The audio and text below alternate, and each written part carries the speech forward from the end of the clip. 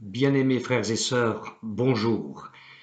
Nous avons eu l'occasion, dans nos messages précédents, d'étudier en détail la révélation que l'apôtre Jean a eue lors de son exil sur l'île de Patmos, révélation entre autres, de la personne de Christ dans sa gloire. Et j'aimerais m'entretenir avec vous aujourd'hui sur les conséquences de cette vision de Jésus glorifié dans la vie de l'apôtre Jean. Que s'est-il passé au moment où il a eu un contact avec le Christ glorifié? Et j'aimerais lire avec vous, ou pour vous, dans le livre de l'Apocalypse, au chapitre 1er et au verset 17, les versets 17 à 20. Quand je le vis, écrit Jean, je tombai à ses pieds comme mort.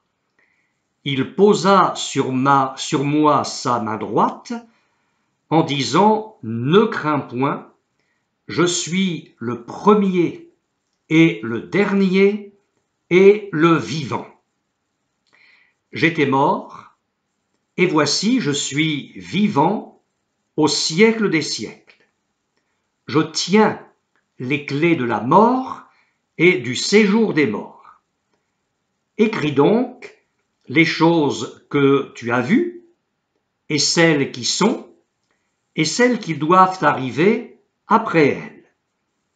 Le mystère des 7 étoiles que tu as vues dans ma main droite, et des 7 chandeliers d'or. Les 7 étoiles sont les anges des 7 églises, et les 7 chandeliers sont les 7 églises. J'ai donc lu au début de ce passage biblique, « Quand je le vis, je tombai à ses pieds comme mort. » Mis en présence de la gloire de Christ, un Christ majestueux, plein de magnificence, plein de puissance, glorifié, Jean est terrassé. Et ce n'est pas le seul. J'aimerais faire un parcours des Écritures avec vous maintenant. Nous allons lire un certain nombre de textes où nous allons découvrir que des hommes, des femmes aussi, en présence de la gloire de Dieu, ont été bouleversés comme terrassés, et ils sont nombreux. J'aimerais en premier lieu lire un texte concernant Abraham dans la Genèse, au chapitre 17, les versets 1 à 3. Lorsqu'Abraham fut âgé de 99 ans, l'Éternel apparut à Abraham en disant « Je suis le Dieu tout-puissant, marche devant ma face et sois intègre. J'établirai mon alliance entre moi et toi, et je te multiplierai à l'infini. » Abraham tomba sur sa face. Abraham tomba sur sa face. Nous pouvons lire ce qui s'est passé avec Moïse et Aaron lorsqu'ils ont été eux aussi confrontés à la gloire de Dieu.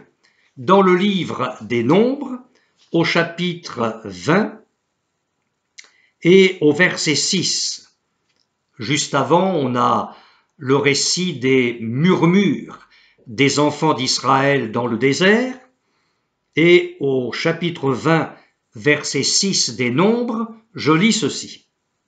Moïse et Aaron s'éloignèrent de l'assemblée pour aller à l'entrée de la tente d'assignation. Ils tombèrent sur leur visage, et la gloire de l'Éternel leur apparut. Je voudrais vous amener à considérer également ce qui s'est passé dans la vie de Josué, au Josué chapitre 5, verset 13, le peuple d'Israël était proche de Jéricho et il allait livrer bataille à cette ville.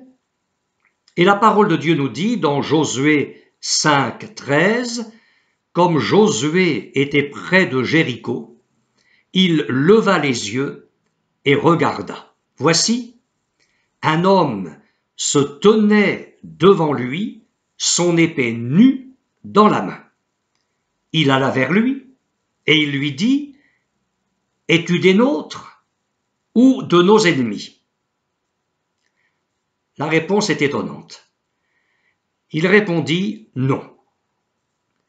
Mais je suis le chef de l'armée de l'Éternel. J'arrive maintenant. » Que se passe-t-il alors au niveau de Josué?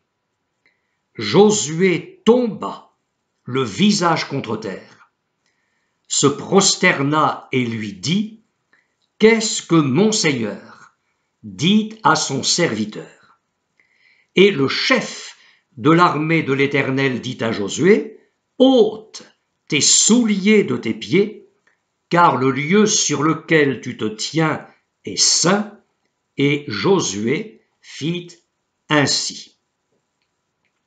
Nous pouvons maintenant considérer ce qui s'est passé avec les futurs parents de Samson, Manoach et son épouse. L'ange de l'Éternel leur apparaît pour s'entretenir avec eux de la future naissance de l'enfant et ce qu'il faudra faire à son égard. Manoach décide à ce moment-là de faire un sacrifice à l'ange de l'Éternel, et je lis dans le livre des Juges, au chapitre 13, verset 20. Juges, chapitre 13, verset 20. On peut même lire à partir du verset 18. L'ange de l'Éternel lui répondit, « Pourquoi demandes-tu mon nom? Il est merveilleux. » Manoach prit le chevreau et l'offrande et fit un sacrifice à l'Éternel sur le rocher. Il s'opéra un prodige pendant que Manoach et sa femme regardaient. Comme la flamme montait de dessus l'autel vers le ciel, l'ange de l'Éternel monta dans la flamme de l'autel. À cette vue, Manoach et sa femme tombèrent la face contre terre. Nous pouvons considérer la fin du livre de Job.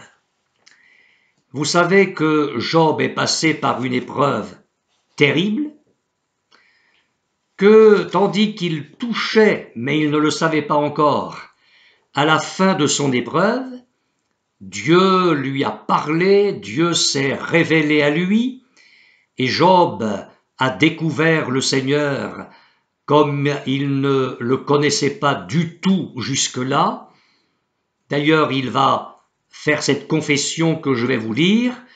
Nous trouvons cela au chapitre 42 de son livre, les versets 5 et 6. Job dit au Seigneur, « Mon oreille avait entendu parler de toi, mais maintenant, mon œil t'a vu. C'est pourquoi je me condamne et je me repens sur la poussière et sur la cendre. » Job n'a jamais parlé mal du Seigneur, mais il a parlé de lui en des termes qui montrent que sa connaissance de Dieu était fort limitée. Et maintenant que Dieu s'est révélé plus précisément, plus parfaitement à lui, Job prend conscience de sa misère et il s'abaisse profondément devant le Seigneur. « Je me condamne et je me repens sur la poussière et sur la cendre. J'ai noté aussi ce qui s'est passé dans la personnalité d'Ésaïe au moment où il a la révélation du Seigneur alors qu'il se trouve dans le temple.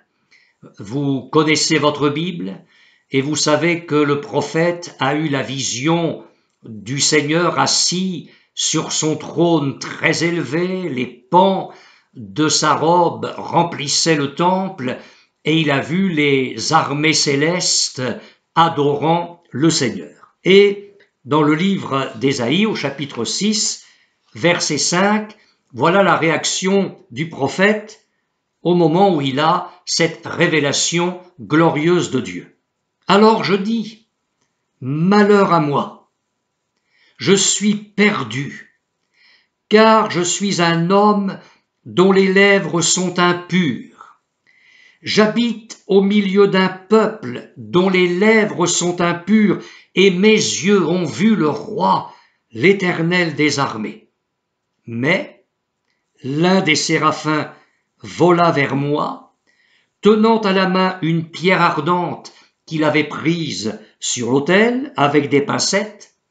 Il en toucha ma bouche, et il dit, « Ceci a touché tes lèvres, ton iniquité est enlevée, et ton péché est expié. » Le prophète Ézéchiel a eu lui aussi, et nous trouvons cela au tout début de son livre, une vision extraordinaire de la gloire de Dieu.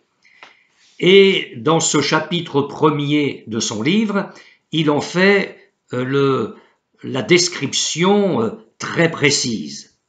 Mais je lis au verset 28, chapitre premier d'Ézéchiel, le verset 28.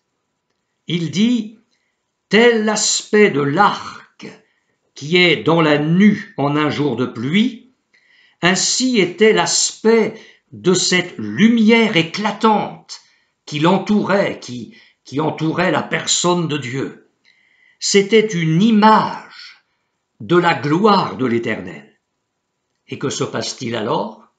À cette vue, je tombais sur ma face et j'entendis la voix de quelqu'un qui parlait. À cette vue, je tombais sur ma face.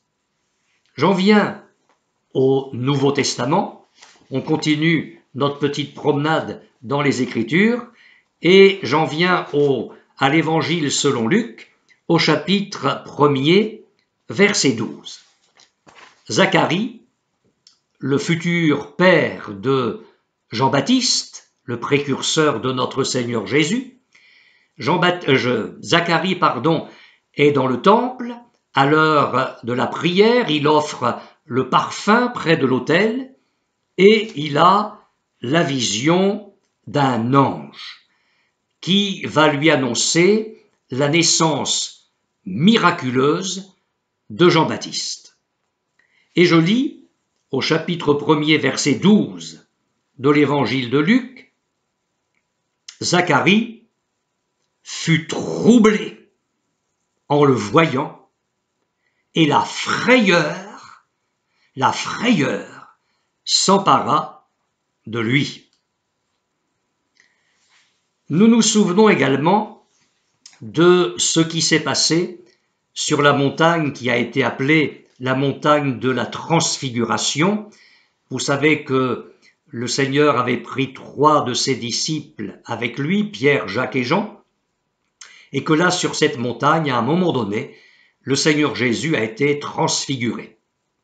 Ses vêtements sont devenus blancs comme la lumière. Il n'est pas de foulon sur la terre qui pouvait blanchir des vêtements de cette manière-là. Le visage du Seigneur s'est mis à resplendir comme le soleil et les apôtres ont eu une réaction que l'on peut facilement imaginer. Au chapitre 17 de l'évangile de Matthieu, et je vais même vous lire à partir du verset 4, la réaction de Pierre, qui n'est jamais le dernier à réagir dans les situations.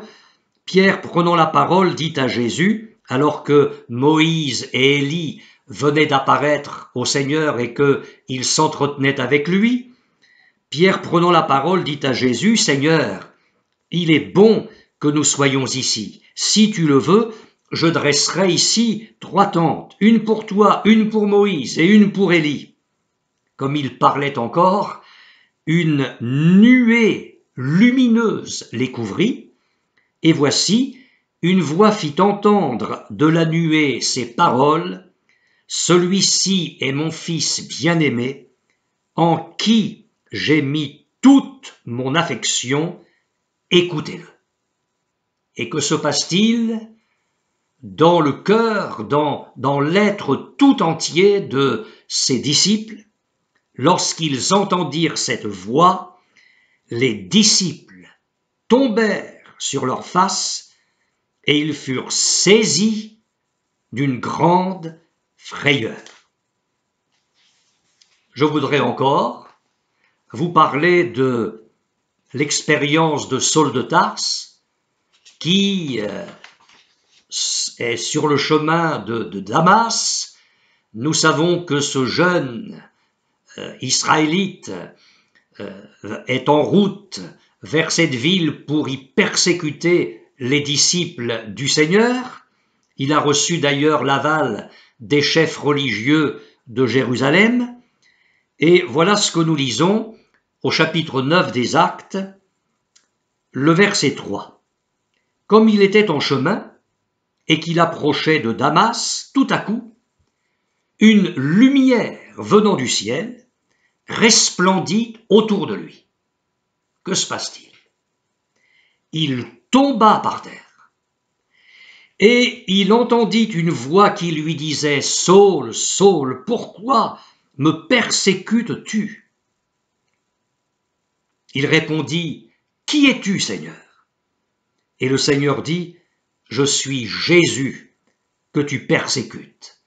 Il te serait dur de regimber contre les aiguillons. » Tremblant, tremblant et saisi d'effroi, il dit « Seigneur, que veux-tu que je fasse » Et le Seigneur lui dit « Lève-toi, entre dans la ville et on te dira ce que tu dois faire. »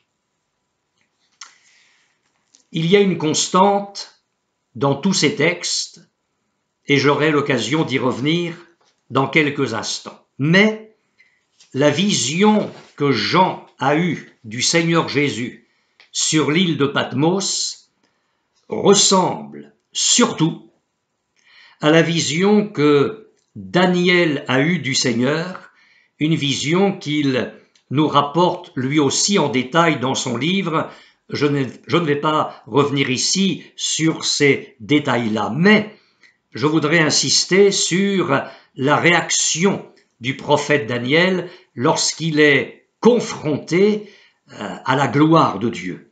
Daniel écrit au chapitre 10 de son livre, le verset 8, Daniel chapitre 10, le verset 8, « Je restais seul et je vis cette grande vision.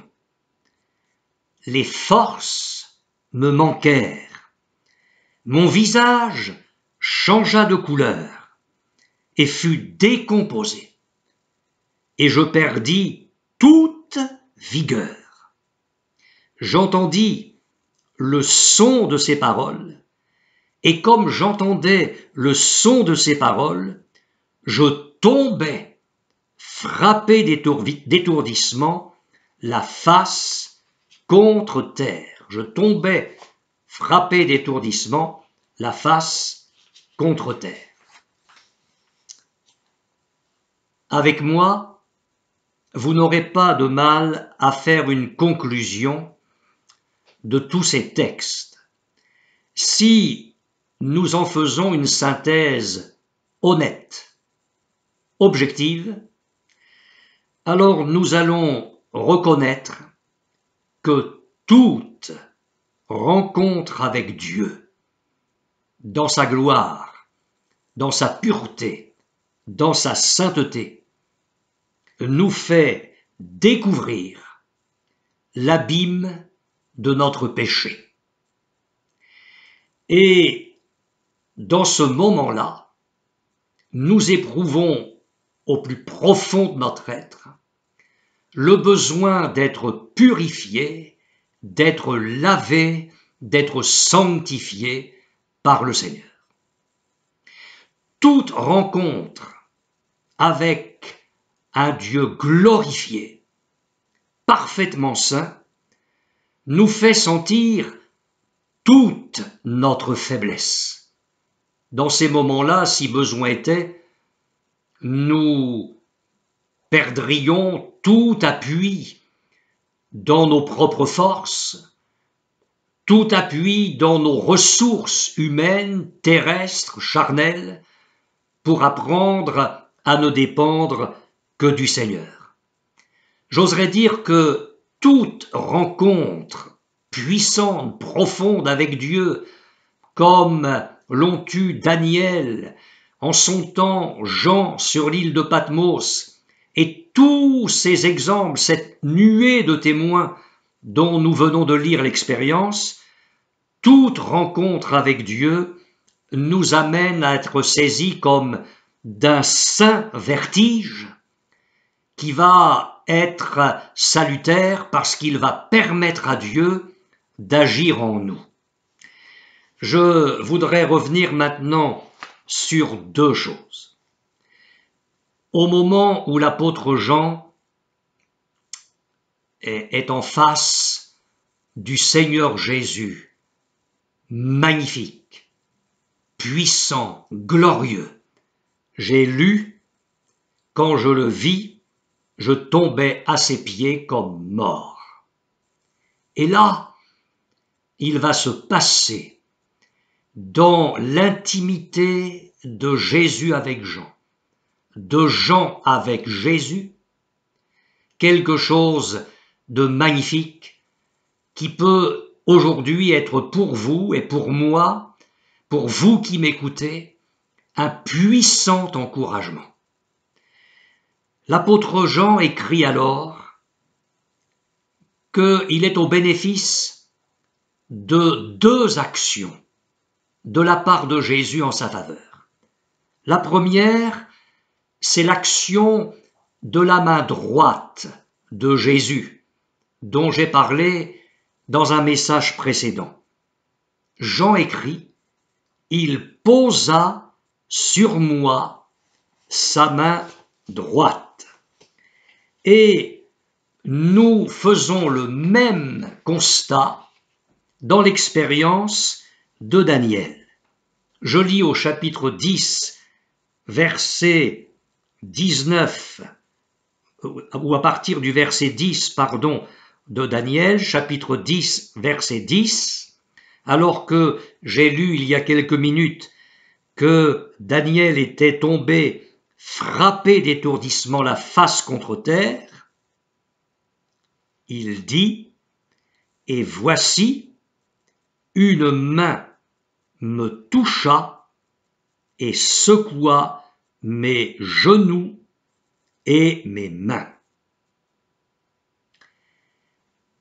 La main qui a touché Jean pour le fortifier est la main qui, des siècles auparavant, avait touché Daniel pour le fortifier. Le Seigneur Jésus ne change pas. Plus nous allons nous approcher de Dieu avec le saint désir de mieux le connaître, quand nous allons nous approcher de Dieu en sondant davantage sa parole, en le laissant nous éclairer, en laissant le Saint-Esprit aller puiser dans les profondeurs de Dieu les choses que l'œil n'a pas vues, que l'oreille n'a pas entendues, qui ne sont pas montées au cœur de l'homme, mais que Dieu a préparées pour ceux qu'il aime. Eh bien, quand le Saint-Esprit va sonder les profondeurs de Dieu pour aller y puiser ces choses-là et les révéler à notre cœur, alors je n'hésite pas à dire que dans un premier temps, il y aura, oui, un saint vertige. Nous allons prendre conscience de toute notre faiblesse, et même si nous marchons avec le Seigneur depuis des années, nous prendrons conscience, mes bien-aimés, de ce qu'il y a encore d'imparfait, et j'oserais le dire, de sale, de souillé au plus profond de notre être, dans certains replis de notre être, des choses que nous n'aurions jamais pensées, mais que le Saint-Esprit va chercher là, dans les moindres replis de notre être intérieur. Alors il y aura dans un premier temps, certainement, un moment où nous allons être comme étourdis, et nous allons tomber la face contre terre comme morts. Il y aura comme un saint étourdissement qui va nous saisir, nous allons prendre conscience de notre néant. Mais nous ne pouvons pas en rester là, parce que ce serait dangereux. Le Seigneur peut nous convaincre de notre faiblesse, mais encore une fois, nous ne pouvons pas en rester là. Que va-t-il se passer alors? La main qui a touché Daniel, la main droite de Jésus qui a touché Jean, nous touchera aussi. Alors je ne dis pas que physiquement, nous allons sentir la main de Jésus sur notre tête, ou la main de Jésus se posant sur notre épaule, ce serait magnifique, je le souhaiterais volontiers, mais il est fort probable que nous ne sentions pas physiquement ce bénéfice-là, mais ce qui est certain, c'est que nous allons en profiter sur le plan spirituel. Il est certain que la main droite de Jésus veut se poser sur notre vie pour nous accorder toute la force dont nous avons besoin pour nous remettre debout, pour l'aimer, pour marcher, pour servir, pour avancer dans ses voies, dans la direction qu'il nous aura indiquée, pour entrer dans les œuvres bonnes qu'il aura préparées d'avance pour nous, et y entrer avec une nature plus purifiée encore, plus forte encore de la force de Dieu. Oui, mon frère, ma sœur, dans des moments d'intimité avec Jésus où tu sens ta faiblesse, ne désespère pas. Le Seigneur va poursuivre son œuvre en toi, il va poser sa main droite sur toi, il va te fortifier. Sa main droite. Mais Jean en avait parlé. Il avait vu Jésus marchant au milieu des 7 chandeliers et il tenait dans sa main droite 7 étoiles. Il expliquera que les 7 étoiles sont les anges des 7 églises, c'est-à-dire les conducteurs spirituels, les responsables.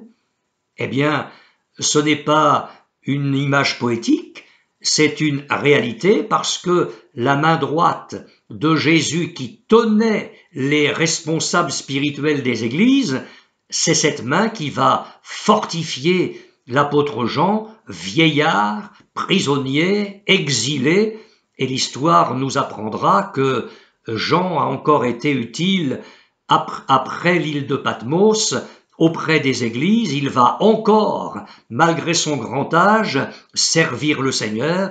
Quel encouragement pour nous! Pourquoi ne ferions-nous pas cette prière? Seigneur, révèle-toi plus profondément à moi. Je sais que tu me révéleras encore ma faiblesse, tu vas me dépouiller de toute vanité, de ce qu'il y a encore d'orgueil dans ma vie, tu vas me dépouiller de mes illusions, tu vas me faire sentir encore tout ce qui a besoin d'être lavé et nettoyé en moi, mais s'il te plaît, fortifie-moi alors, pose ta bonne main sur ma vie pour que ma vie chrétienne connaisse une nouvelle dimension, un nouvel essor, une nouvelle puissance, une nouvelle efficacité, et cela pour la seule gloire de ton nom. Et ce n'est pas tout, parce que la seconde chose que le Seigneur Jésus va faire pour Jean, mais qu'il avait fait pour Daniel, je vais aussi y venir, c'est que non seulement Jésus a posé sa main droite sur Jean et sur Daniel, mais le Seigneur Jésus va parler. Et je lis encore dans l'Apocalypse, au chapitre 1er, verset 17, « Il posa sur moi sa main droite en disant ». Le Seigneur Jésus va faire entendre sa voix. Elle est comme une multitude. Nous avons eu l'occasion de dire dans nos messages précédents, parce que Jean le dit dans le livre de l'Apocalypse, que la voix de Jésus était comme de grandes eaux. C'est cette même voix qui parle à l'apôtre tombé aux pieds de Jésus comme mort. Il posa sur moi sa main droite en disant « Ne crains point, je suis le premier et le dernier et le vivant. » Et dans mon prochain message, je vous parlerai de Jésus comme du grand vainqueur de la mort. Mais cela dit, Jean a été fortifié, d'une part par la main du Seigneur qui s'est posée sur lui, et d'autre part par la voix de Jésus qui lui a parlé de victoire. Qu'en est-il du prophète Daniel? Eh bien, je lis au chapitre 10, toujours de son livre, verset 11. « Puis il me dit, Daniel, homme bien-aimé. » Vous remarquez, il me dit, le Seigneur a parlé à Daniel après avoir posé sa main sur lui, comme pour Jean. Il me dit, Daniel, homme bien-aimé, sois attentif aux paroles que je vais te dire et tiens-toi debout à la place où tu es. Une petite parenthèse, mon frère, ma sœur, je ne sais pas à quelle place tu es. Ce peut être une place favorable, ce peut être une place défavorable, quoi qu'il en soit. Nous sommes appelés à être debout à la place où nous sommes. Debout dans un foyer où le conjoint n'est pas converti, debout dans un lieu de travail avec les moqueries, les persécutions de nos collègues de travail, debout là alors que nous sommes dans la souffrance, dans les soucis, pour un adolescent qui est en train de mal tourner, pour une situation financière qui nous donne bien du tracas. Le Seigneur sait là où nous sommes. Mon frère, ma sœur, il sait là où tu es. Et aujourd'hui, par ma bouche, il te dit, tiens-toi debout à la place où tu es. Vous allez dire, mais mes frères, c'est facile à dire quand on n'y est pas. Oui, mais le Seigneur, lui, il le sait. Et s'il te le dit, c'est parce que tu as la possibilité avec sa grâce, avec sa force, de te tenir debout à la place où tu es. Lui, il va te donner cette force-là. Tiens-toi debout à la place où tu es, car je suis maintenant envoyé vers toi. Et lorsqu'il m'eut ainsi parlé, je me tins debout. En tremblant, ajoute-t-il, enfin, debout. Et j'ai envie de dire, Alléluia. Il y a quelque chose qui est en train de se faire. Et le Seigneur va continuer à parler. Il me dit, Daniel, ne crains rien. Ce sont les mêmes paroles qu'à l'apôtre Jean. Ne crains rien, car dès le premier jour où tu as eu à cœur de comprendre et de t'humilier devant ton Dieu, tes paroles ont été entendues, et c'est à cause de tes paroles que je viens. Le Seigneur dit à Daniel, ne crains point. Le Seigneur dit à Jean, ne crains point. Enfin, il est quand même sur l'île de Patmos à 90 ans environ, avec le contexte de vie horrible que l'on connaît. Mais le Seigneur dit, ne crains point, il est là, fortifiant de sa main droite, rassurant, consolant, fortifiant par sa voix divine. Et pour ce qui est de Jean, je remarque que le Seigneur Jésus n'a pas changé. Je ne sais pas si à ce moment-là, Jean s'est souvenu d'une certaine nuit où, avec les 11 autres, ils étaient dans la barque au milieu du lac en pleine tempête, et à un moment donné, ils voient le Seigneur Jésus venant à eux d'une façon prodigieuse. Jésus est en train de marcher sur les eaux, mais eux, ils n'ont jamais vu ça. Alors leur réaction a été une réaction toute humaine. Ils sont saisis de frayeur et ils disent « c'est un fantôme ». Et à ce moment-là, la voix de Jésus retentit dans la nuit. Elle retentit au milieu de la tempête, plus forte que le vent, plus forte que les vagues, plus forte que la frayeur des disciples. Et Jésus dit « rassurez-vous, c'est moi, n'ayez pas peur ». Littéralement, Jésus a dit « rassurez-vous, je suis ». N'ayez pas peur, c'est le « je suis » d'Exode 3, Jésus s'affirme là comme étant Dieu. Par sa voix puissante, il a calmé la frayeur de ses disciples. Ne crains rien, ne crains point, à Daniel des siècles avant. Rassurez-vous, c'est moi, n'ayez pas peur, des siècles plus tard, au milieu de la nuit, à ses disciples dans la tempête, et quelques dizaines d'années plus tard, à Jean sur l'île de Patmos, ne crains point, je suis le vivant. Mon frère, ma sœur, je voudrais vous laisser avec cette parole d'encouragement. Jésus vous aime. Jésus désire votre victoire. Jésus sait tout de la situation dans laquelle vous êtes actuellement. Mais je sais une chose, c'est que Jésus a la puissance de vous tenir debout. Il a la puissance de vous rendre vainqueur.